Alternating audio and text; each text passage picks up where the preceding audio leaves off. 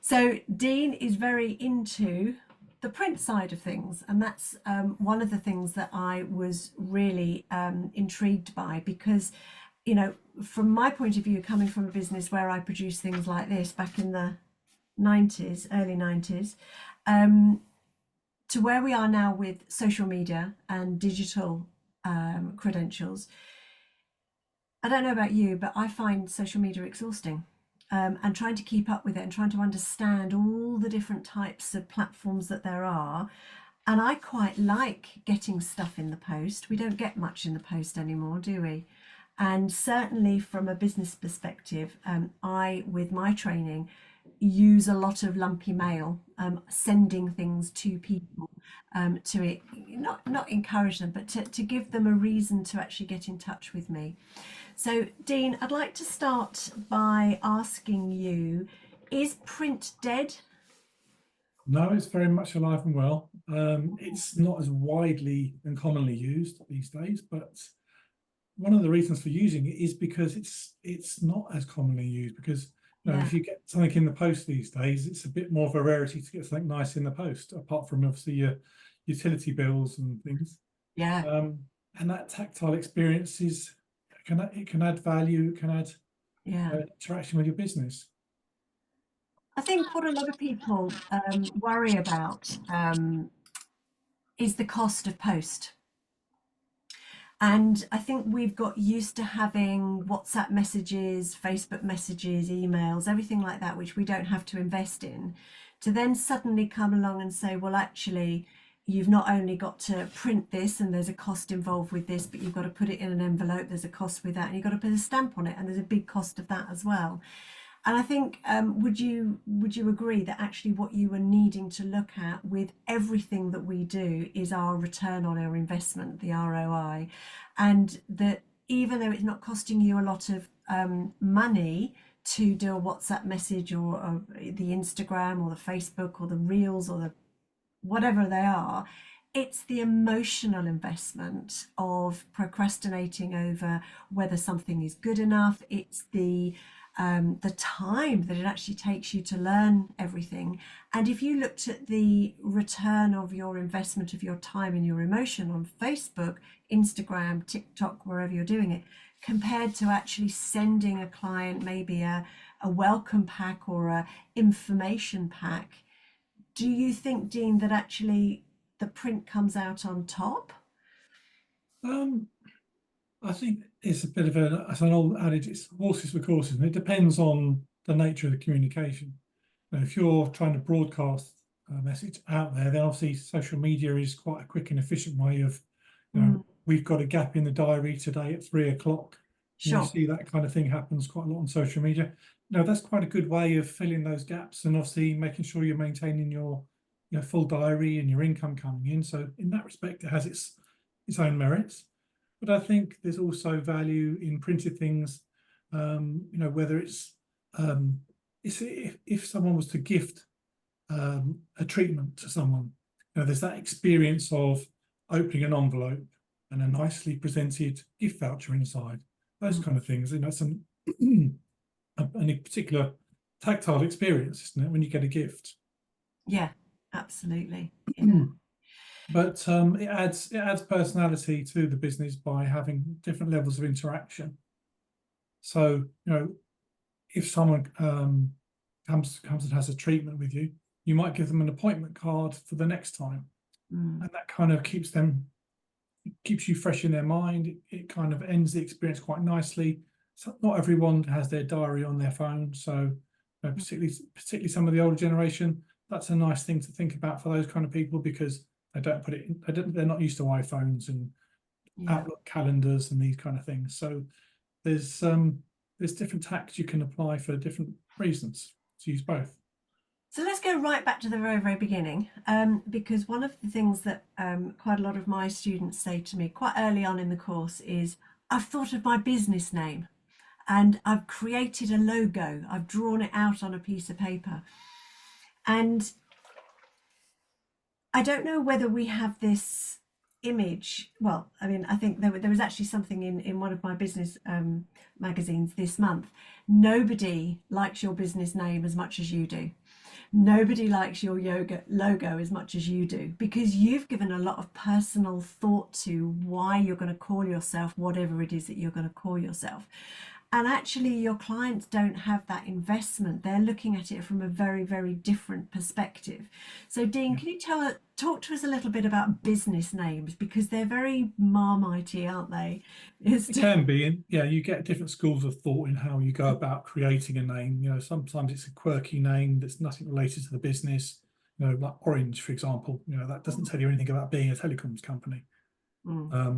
So it's really down to the type of business, and then mapping out how you want to present that business. So you probably start with, you know, the core point is, what is the product or service that you offer, and you know, treat it like a brainstorm. Get yourself a big sheet of paper, start putting these things down, because you'll start to sort of feel a connection between different points. So once you've outlined your products and services, you then start to think about your target audience. And that might be one particular niche, or it might be quite broad. So you might have to split that down into different personas of customers. So you can start to see how you're reaching out to the audience, and then think about the personality and style of the business and your unique selling points, the things you might do differently, the things that you want to stand out for. Those sort of key things that make you not just another therapist, but a bit more of a personality in your own right, and the business has personality that can resonate with people. And then really, what sort of feelings you want to evoke in people through your logo. Do you want them to feel a sense of calm, or a sense of refinement and quality? Different emotions that come into play with that, and where you want to be positioned in the market, whether you want to be, you know, perceived as value, or whether you want to be perceived as a luxury service. You know, start to think of, you can sort of think about people like Marks and Spencer's, how they kind of map in the market with being an established, well-known brand, but they've got a bit of a discerning taste with a bit of quality. So you might sort of think about how some of the big players do that, how they map to their audience, and how they position themselves in the marketplace. One so of that'd be the initial sort of way I'd go about it. And you know, are you a traditional kind of business, or are you perhaps a bit of a disruptor? Is that a part of the mix that you want to build into it? You know, are you bringing something new to market, whether it's a new treatment or a lesser known product? I think this is the those are things you want to factor into choosing a name. Yeah, I think this is the difficulty that a lot of therapists have, is thinking outside the box, or thinking about how they actually can bring their personality into their treatments. Because a lot of people I speak to say, well, I just do the treatment, and I do the treatment on anybody who wants the treatment. And then when we start to actually talk about the types of people that they like to work with, or the types of environment that they are going to be doing the treatment in, actually they start to think, well, there are actually different types of people, and it takes quite a lot of time and effort, don't you think, to actually kind of work out what is it that I am actually doing. Have you got any tips on how you actually can nail down this persona that we are working on, rather than anybody who wants a treatment?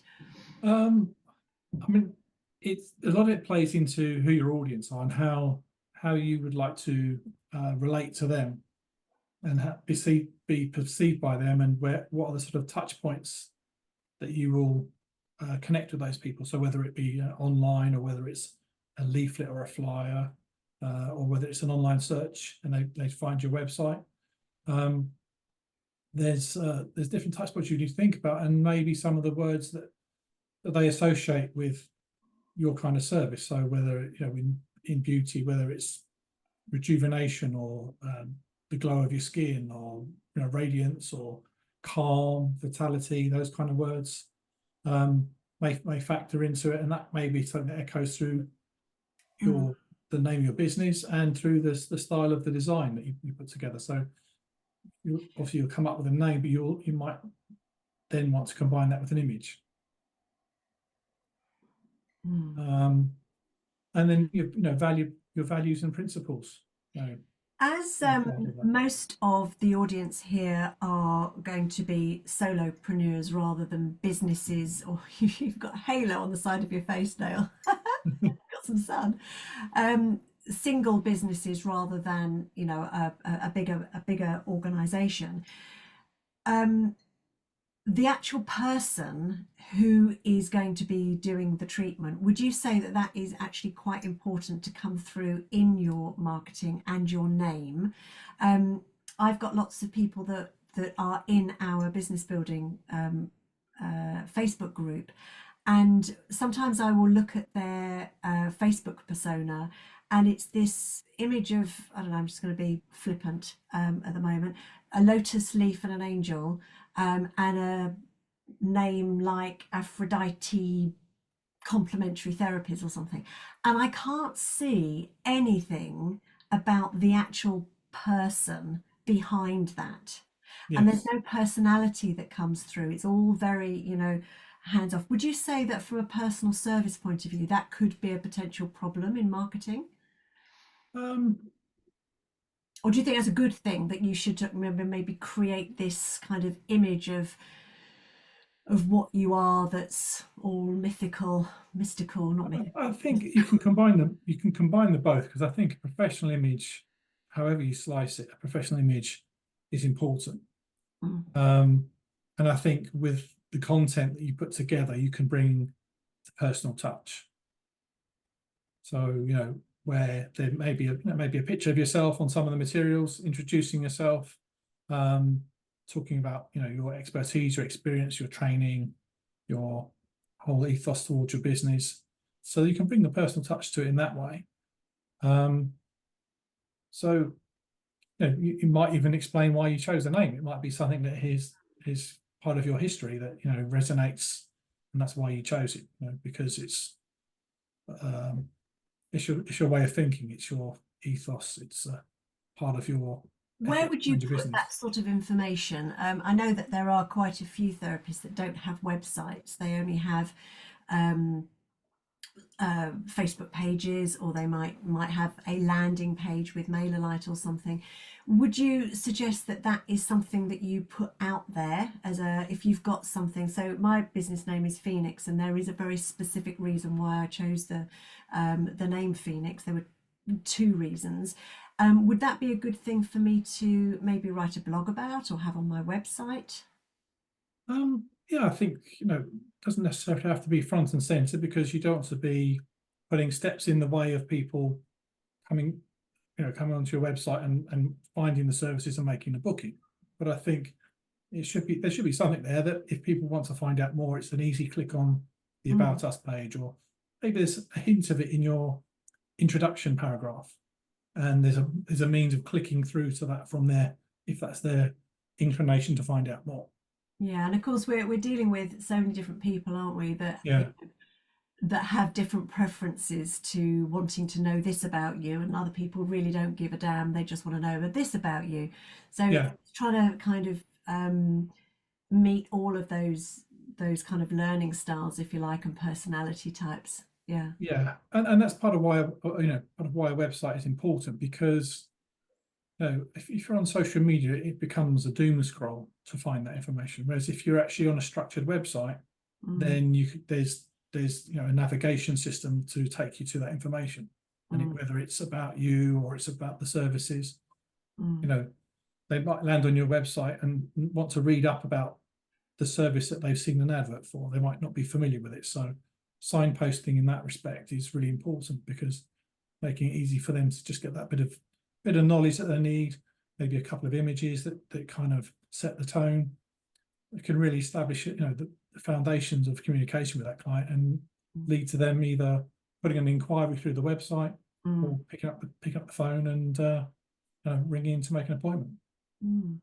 Okay, so back to business names.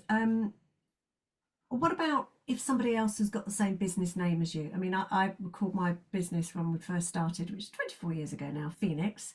And of course, you know, there's everybody and his dog has a business called Phoenix, from dust carts to healthcare things. So I mean, it's a very, very common name. Yeah. So you could be, you know, forgiven. One of the things I find with the name Phoenix, which I never thought about, is that people will spell it incorrectly. They'll spell it EO rather than OE, and then wonder why they can't find my website, which is an True. Yeah. Yeah. interesting thought, isn't it? That, you know, when you're creating a name, thinking about how other people can find it easily. Yeah. I mean, it's not just that, but also how it sounds as well. Mm, Because there's different connotations in pronunciation as well that can steer people in one way or another. mm, I mean, you know, my business is DV8 Creative yeah, Solutions, and the name is DV and the number 8. yeah. And that, I mean, just to sort of quickly explain, my initials are DV, so DV8 came from that, and there's, you know, that's how my name was built out. Clever. Um, so pronunciation is part of it, and also you mentioned where other people have used the name. Mm, The best thing I can suggest with that really is, you know, when you start to formulate these names, have a look online. You know, put it into the search, see what comes back, and it may be, you know, that there are some companies out there with the same name, in which case obviously you have to think about that, because that can impact your business particularly if they're quite nearby. But if they've got a strong presence online, that can knock you back because people wind up going to them instead of you. So it might be that you need to then fine tune that name. You know, it may be just a slight change in the name, adding in a service name somehow, or a combined word somehow. Might be a way of doing it. But you can look on Companies House and see that's a good starting point as well, because if in the longer term you want to become a limited company perhaps, or register the name, Companies House is a good place to look. You can type in the name and see if it comes up there. And then after that, really, you know, I would look at social media as well and see if there's anyone popping up there as well. Because the last thing with all of it is that you want to get down the road of, oh, I'm in love with the name and the design, and you know, and then click on something and you find someone with the same name and something that looks quite similar, which is obviously a waste of time and energy and very disheartening. So it is well worth doing your homework in that respect. I think also you need to have a look at what it looks like written down as well. Yeah. So I know that the word therapist is a real problem for search engines, because if you can break it down into the rapist, as an example, and there are some search engines that if you have therapist won't recognize it at all because of that. So Right. you have Okay. to look at how you can actually restructure your name to be something else. And that's not easy to see. So that's why it's quite a good idea to put the name in front of somebody else and say, what do you see from this? Yeah. Absolutely. And, you know, some things can be, you know, culturally different as Mm, well. So you have to be a little bit mindful of that as well. mm, Particularly, you know, it can be in terms of color choice. yeah. Some cultures find other colors, some colors more acceptable than others, and some have connotations of, you know, different things that you might not want to associate with your business. And then of course font. So it's finding that balance as well. And font is another issue as well, isn't it? That you might love a beautiful scripted font, but actually it's not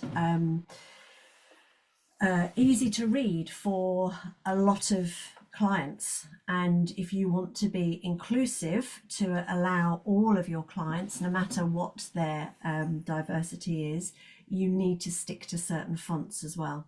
And that's why I would imagine, Dean, having a professional give you guidance and support on that can really make a difference. Because if you saw somebody that was wanting a very difficult script in their literature, you'd call that out, wouldn't you? It is. I mean, the thing with the font is it needs to be a little bit malleable Yeah. in terms of, you know, if you're going to put it on a signboard or you're going to put it on a business card, it needs to be scaled to maintain clarity, obviously to be readable, but it's obviously to be unmistakably yours. And sometimes I've dealt with clients in the past where they've kind of found an illustration they like, for example. And whilst it might be a nice illustration, sometimes the practicality of using that on multiple items, you know, whether it could be signage, it could be business cards, it could be on a website. And it may be that you need to drop it onto a dark background, for example. Suddenly that could disappear because there's too much detail and it doesn't sit up off a dark background. So it's important to consider those aspects. And when I create a logo, I create it as what we call a vector logo, which basically, the short way of describing it is that it's mapped out with points, and as it's not just a image, I can scale the whole thing. And I've had people come to me in the past and I've done my logo, and they send me this tiny little JPEG file, and then they ask me to create a big poster.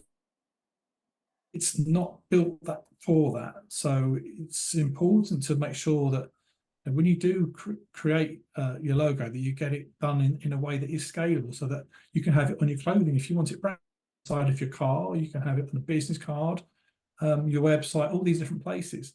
But if it's not in the right format, it then becomes a bit of a reverse engineering process, because you're trying to figure out how to make it so that it will scale. I've made that mistake. I've made that mistake in my early days creating my own logos. We didn't even have Canva there, so goodness knows what I used. But whatever it was, probably Microsoft Works Publisher, probably. I think that's what I used to use in the day. And I wanted it for banner stands in particular. So I used to do a lot of ladies events. I would go out to fairs, and that's how I built my first beauty business. And of course I couldn't scale it.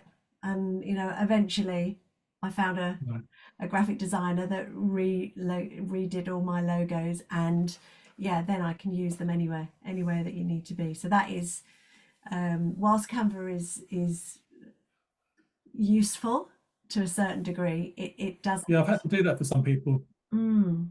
Yeah, I can imagine. Yeah.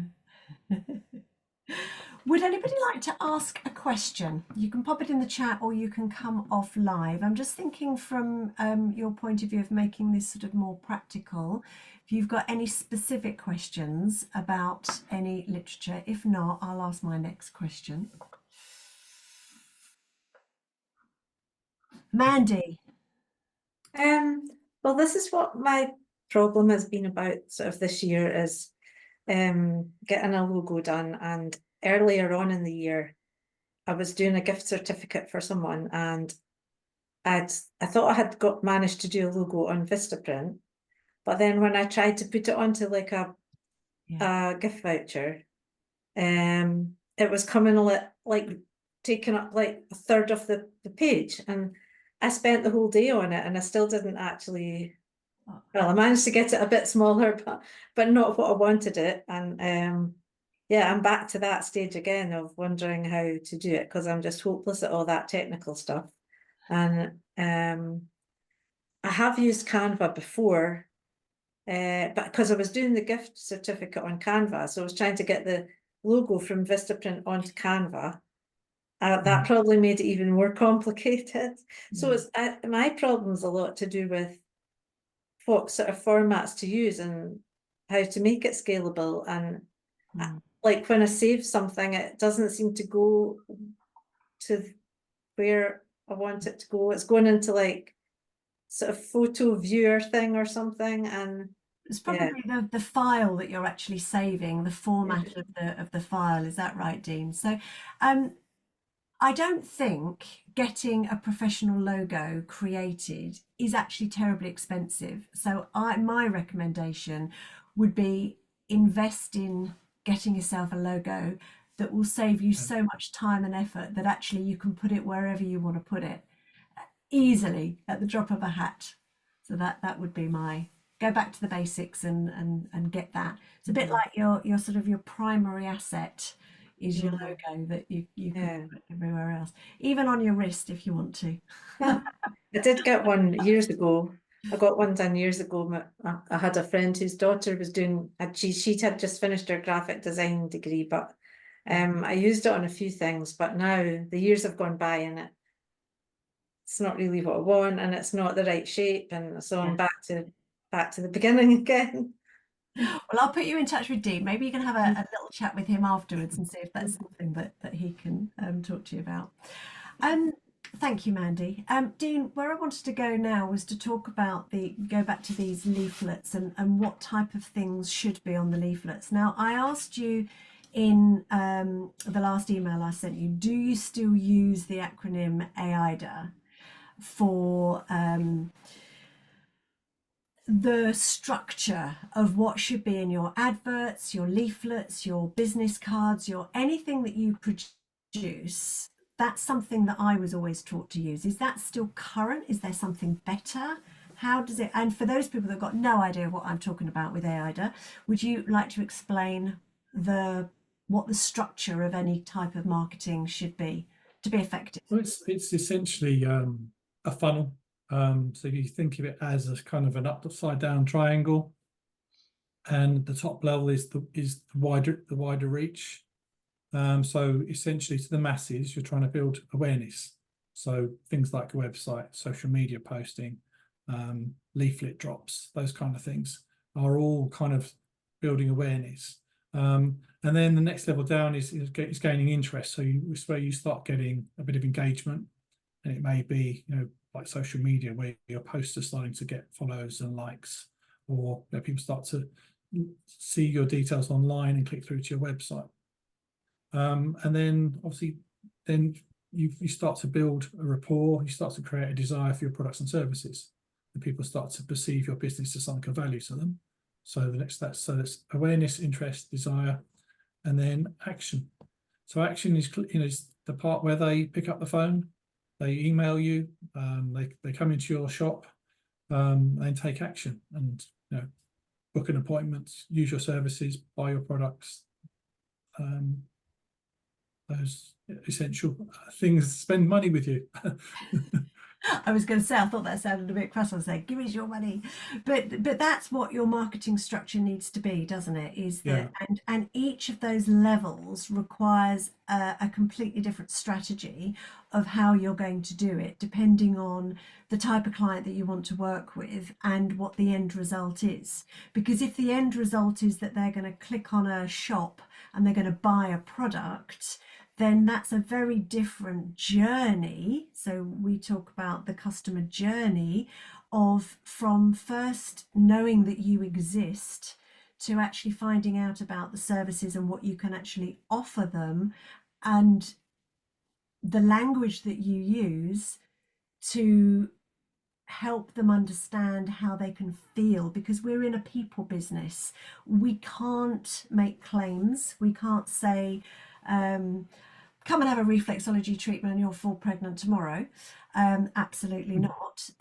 But we can use a lot of awareness to help people realize that actually one of the reasons that their things are lacking in their life is because of things that reflexology, massage, facials can help support. So I think in our industry, the awareness is probably the most important part, because people need to understand it's you don't wake up one morning and go, oh, I'm going to have reflexology today. Well, I do.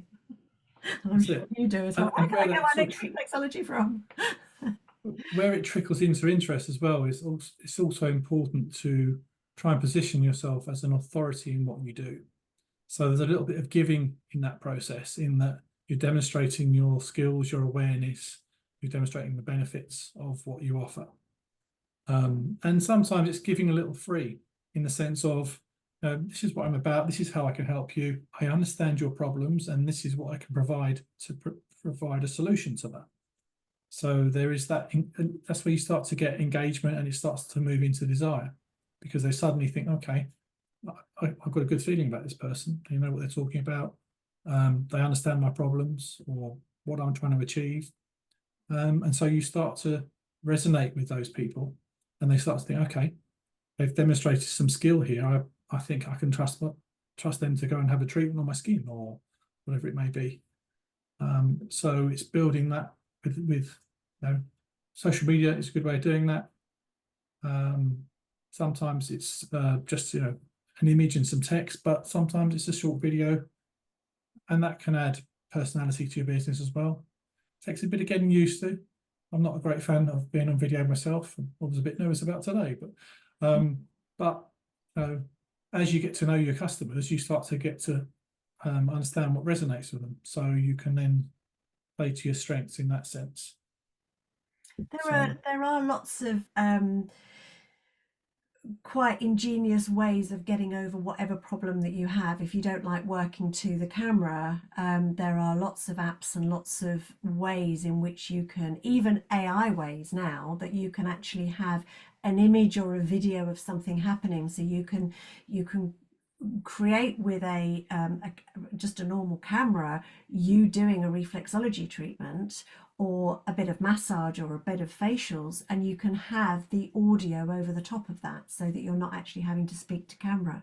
So there are lots of really easy ways, or I say easy, you have to understand which bit of it you don't actually understand first, and then you have to work with that.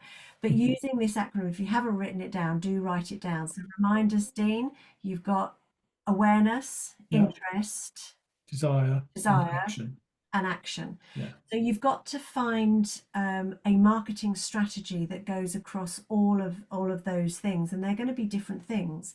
And I do see quite a lot of people that go from the not even a full awareness, but just buy me, book here. And the people that will be looking at those posts, for want of a better word, don't have the awareness and they don't have the desire. You haven't built that trust up as well. So I think it is important to actually go through the process of what you're doing. And leaflets and business cards are just part of that. Websites, landing pages, mailing lists, newsletters. It does go on, doesn't it? Yeah. But depending on the nature of your business, but in your line of work where you're interacting with people, where you're providing a treatment, there are several touch points in that process. And one of the things about having your logo and your branding set out from the start means that you can then apply it across all those touch points. And that is part of building your awareness. It's part of building your profile of your business and making you stand out and making you memorable. And that every time they come into contact with your business, it feels professional. It feels those considered aspects right the way through. So they found you on Google. Your logo appeared in your Google local search when they landed on your website. There again, there's your branding. Your branding goes across your website. They spoke to you. They got on well on a people level. You've done really well.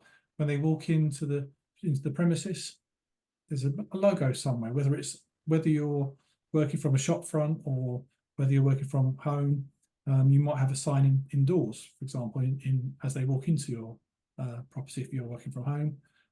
But there'll be different aspects you can apply: name badge, clothing, stationery materials that you give them to take away with them, flyers and leaflets. It's just making that whole experience sing from the same song sheet. And if you've done your due diligence on your name and your logo, then it becomes a hell of a lot of an easier process to apply across all those things. Yeah. What about registering domain names? Whether you are going to use it on a website or not, is that something sensible to do right from the beginning? I would say so, yes, because at the end of the day, you're trying to protect your brand and your intellectual property. And in fact, over the years, I've had clients come to me, in the process of starting up a business, and we'll decide on the name, the logo, and we get to the domain names, and they say, okay, we want the .co.uk domain name. Fair enough, okay. But I would usually recommend to them to go for the .com as well to stop encroachment, because the last thing you want is to get yourself all set up, all logo and business going well, and then someone decides to buy the .com name and either compete with you or do something that is really negative towards your business. You know, it could be any number of things online now. So it just gives you a little bit more protection in your space by buying the .co.uk and the .com. Where do you recommend people go to buy? I know there are so many places that they can buy it, and I bought a domain name that was the cheapest place that I could possibly find to buy this domain name, because I wasn't sure whether I was going to use it or not.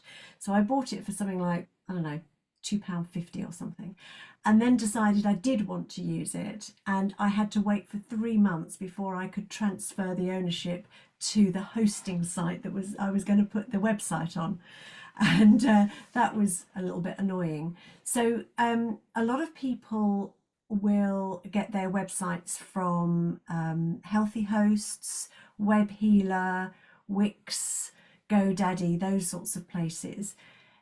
Would you recommend that it's worth buying a domain name just purely from a domain name company like 123.reg, or is it okay to just go with the website that you might have with, just use Healthy Hosts as an example? So the last bit you said there was go with who, sorry? Healthy Hosts, or the other one's Web Healer, which is a little bit like Wix or GoDaddy. It's an all-in-one. You pay to get it created by them, and then you pay a monthly subscription. Right, okay, I'm not familiar with those ones. But my question was, if you then wanted to use that domain name but with a different hosting company, yeah, because you decided you want to create your own, would you be able to do that, or would you have still have the same problem as that name doesn't actually belong to you? You'd have to get it transferred over to a different hosting company. Yeah, I would always advise a bit of caution in that, because yeah, I mean, it shouldn't be withheld from you. At the end of the day, if you've gone to a company and they've bought it on your behalf, you've paid for it in a sense. But I would always advocate, if you can, just go out and buy the domain yourself from 123reg or one of the main players. The thing you have to be a little bit careful with some of the domain companies is that they do get you on the hook with a 99p first year for the domain name, and then the next year it's £30 or something like that. So you need to sort of look and see how it evens out, because you know, some companies are more expensive than others. I mean, I tend to use a company called 20i. But 123reg have been around for years. They're not too bad. GoDaddy is quite a common one. But if you just use them as a registrar, then when you go to Wix or a web developer or another platform that you might be self-building, you can log into that domain registrar's website and put in, they call it a zone file. And essentially that tells domain name where the website is, and there's a series of references that go into that, which can point the domain name to the website, and it can point the domain to your email accounts. So you can then have, you know, like mine is Dean at DV8 Create, so you can have your personal email on that domain name. And I think that's actually really important. Again, you were talking about professional persona. Yeah. At hotmail.com is not necessarily the best professional face. I would certainly, that's certainly one of the things I would always recommend to my clients. I mean, think of it this way: you hand out a business card, the business card looks great, you've done your logo, and then they look at you and I think, you know, it's at gmail.com. It kind of, it's a bit of a hole in the balloon, isn't it? It kind of deflates everything. It's not the real deal. It's missing something. And for what it costs to have an email, you know, it could be one of your primary routes to communicate with clients. Yeah. So it's very important to get those touch points, just all singing from the same song sheet. So if any of my audience engaged you to organise a domain name, would you also guide them through how they could set up that email? Because I think that's another block for a lot of therapists, is that we're not terribly tech savvy, and we do look at all of this and if you've got a 14-year-old son or niece or nephew or something, it becomes a lot easier. But if not, It's, well, how do I do these things? Would you then help them with that process as well? Typically, that's what I do. Yeah. I mean, some domain registrars, they have services you can bolt on. So you can have a very basic email. The way I operate is I set my clients up with a website, but I also set them up with a Microsoft email account, because they are what I call business class emails. They're going to synchronize between devices. You can synchronize contacts and calendars. So it makes life a bit easier in that sense. So you can pick up your phone and it's going to mirror your laptop. So that's one of the reasons why I do that, and because the capacity of those mailboxes is good as well. And I suppose thinking about progressing businesses as well, if you then want to engage with a mailing organization and you've got a professional email address, will you find that the deliverability of those emails is going to be stronger? There's better security involved? If you can associate it with a domain name and it's authorized through the registrar, which is, again, it's a bit of a code input into the zone area, which basically authenticates it and says that this is legitimate email.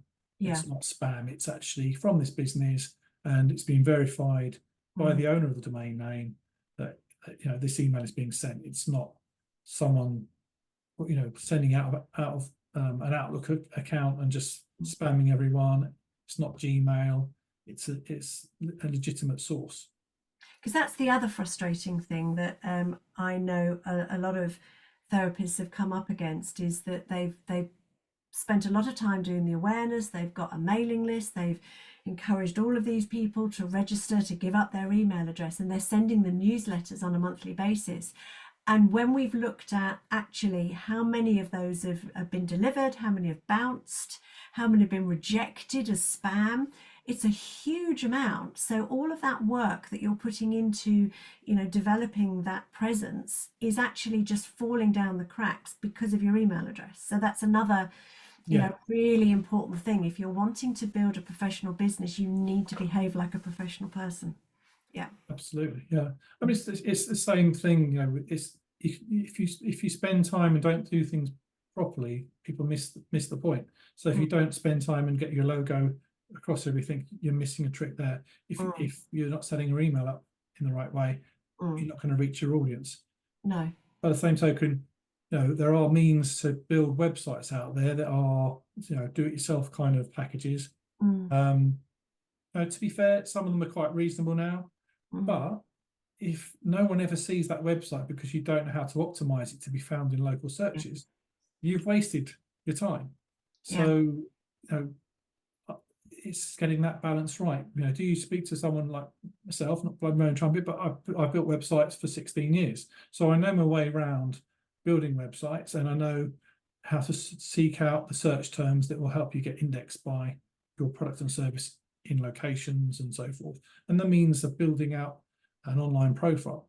So use the expertise if you can. And am I right in thinking that there's the difference between a website designer and a website developer? One will make it look pretty and the other one will make it look functional. And actually what you need is both of those things. You need to make it look lovely. So template driven ones, are great, but they won't necessarily have the right words, the right key searches, the right SEO, linked alt images, alt tags with the images, those sort of things. And if you don't know that, as a newcomer to, if you've never been in that world, you go onto a platform and you can sort of see there's a bit of a drag and drop thing, and you don't really know how you should really structure it to make it work for the web. You don't know what the user experience should be. And then the different aspects of SEO that are the different constituents of the website that make it attractive to Google. And Google looks at your website and says, right, I get it. I understand what you're about. I understand your location. I understand the services you offer, and I understand the audience you're trying to reach. And okay, so if someone searches these terms, I'm going to put you in those results. And that's essentially the trick of how Google works. Yeah. If you don't know how to play that game, you're kind of, you might as well be gagged, because no one's going to hear you. Yeah. So it's getting that balance. Mm. And that takes time, you know, and Google changes the game. You know, I've been doing 16 years and Frequently. Google, the fundamentals are more or less there, but there's been, you know, there's AI into the mix that now affects search results. There's social media, there's all these different aspects, and it's just finding the right points to pick up on and getting yourself in the mix. Yeah, brilliant. There's so much to take on board, and you know, from a therapist coming in that just wants to do the treatments, just wants to work with clients and be happy, to actually have all of these different hats that you've got to put on.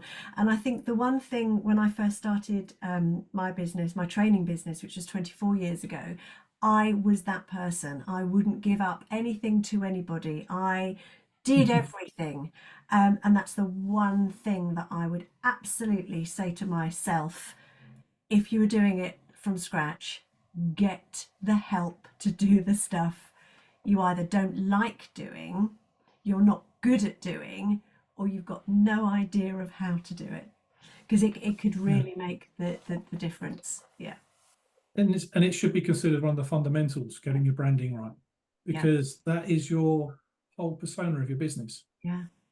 You know, and if people buy into it because it's done professionally, that opens a door. Mm, That gets them on the phone to you. That gets the engagement. brilliant. So you know, it's the same way I hate accountancy. I stay as far away from it as I possibly can because I'm a creative. My mind is not. I'm not interested in bookkeeping. Yeah. Apart from to make sure to know that it's working for me. I'm making money, of course, but Absolutely. you know, and I hire someone to do that because I would waste my time and my doing that when I could be out there, you know, making a success of my business and earning a living. Yeah. Wonderful. So as always, there's lots to now think about, lots to go away and do. I will put all of Dean's information, but if anybody has got any questions that they want us to look at troubleshooting, then as always, into the Business Building for Therapists group, come on, put them in there. And if I don't have the answer to them, I will make sure that I get back to one of my professionals, experts that know the answer for you. So unless anybody has got any questions from this group, Dean, is there anything else that you wanted to say about the topic of business names and branding and marketing and stuff? In all of it, really, try and be distinctive. Try and make it a little bit personal, relatable, make it relevant. You know, think about what's going on in the industry and what the successful people are doing and how they're doing it, and you know, maybe take some lessons from that, but make it your own. And then from there, pick out your own style and persona, and you know, your unique selling points, and try and harness those within your name and your logo. And I think talking to other people about it can be really valuable as well. And if you don't have anybody to talk to about it, then that's what we in the Business Building and the Therapy Learning Hub are all there to do, to help you, to be that extra pair of ears and sounding board. So do use us if you need to. And I wish you all a lot of luck. Do let me know. Send me a message. Let me know, you know, what you've managed to do as a result of this. But Dean, thank you very much. Thank you for your time. I hope it's been useful to everyone.